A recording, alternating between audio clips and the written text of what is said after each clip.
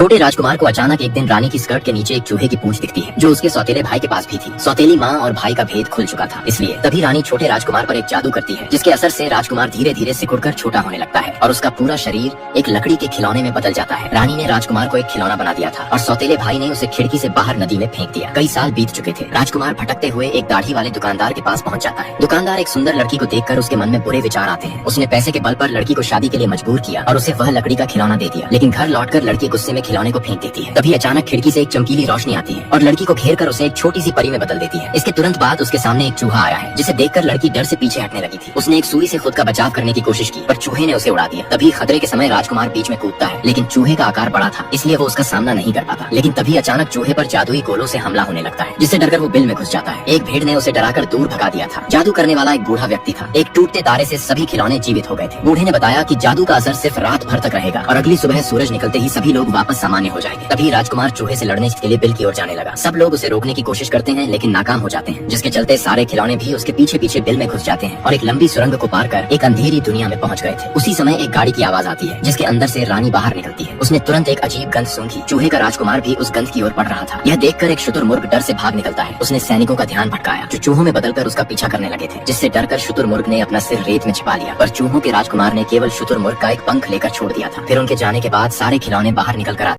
ऐसे ही नए वीडियो देखने के लिए सब्सक्राइब करें।